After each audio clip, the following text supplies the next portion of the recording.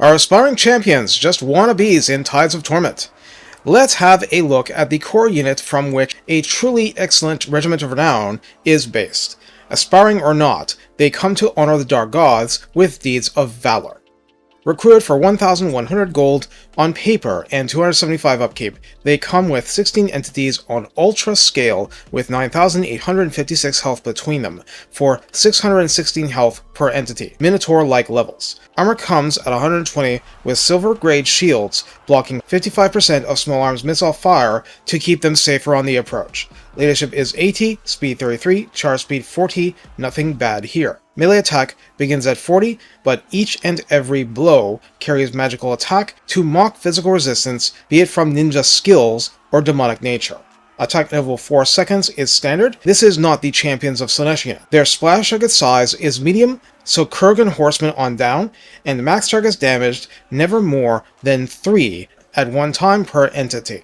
Melee defense 45 isn't bad for a mass combat unit, but this is a more specialized lower entity one. This is not up to hero level. Weapon strength 96 is split base 68 and armor piercing 28, and while that's a fair bit of armor piercing damage, it is tilted toward base, not armor piercing like you'd get with even basic trolls. There is no bonus versus type, charge bonus is 26, but hey, we started at 40, so that's not terrible, and mass is 600 per entity, so chariots will have more resistance when barreling through.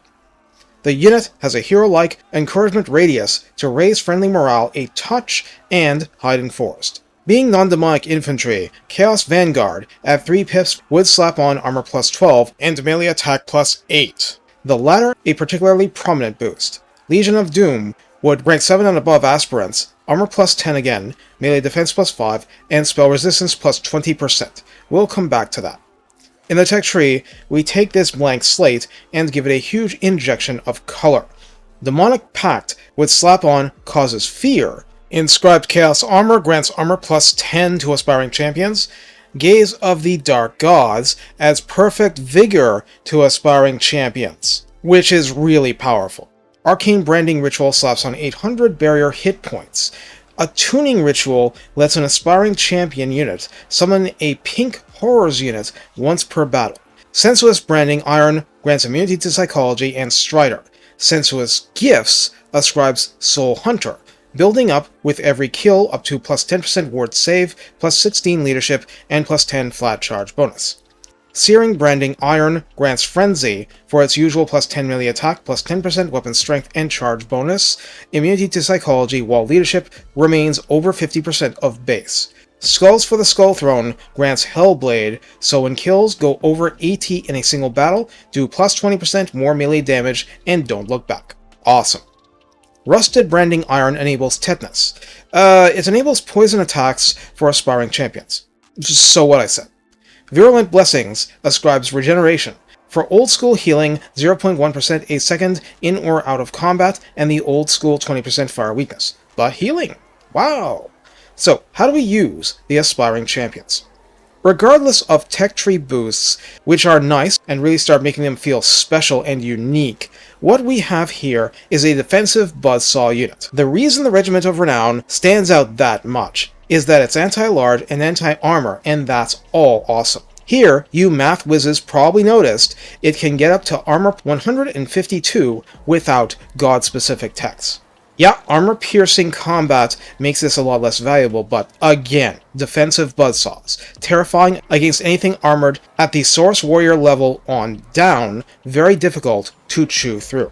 And, to be very blunt, it's nowhere near as useful to you unless you deploy it with a spellcaster with serious vortex spells.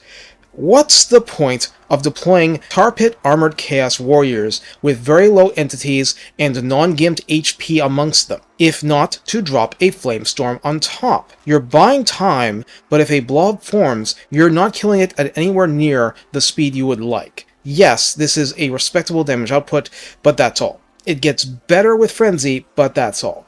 You could argue that this is a good pin the hero unit, absorbing splash among various entities with high HP, but that only gets you so far. More broadly speaking, you need the big hammer to break the enemy too. This is, thus, a setup unit, and a really good one at that.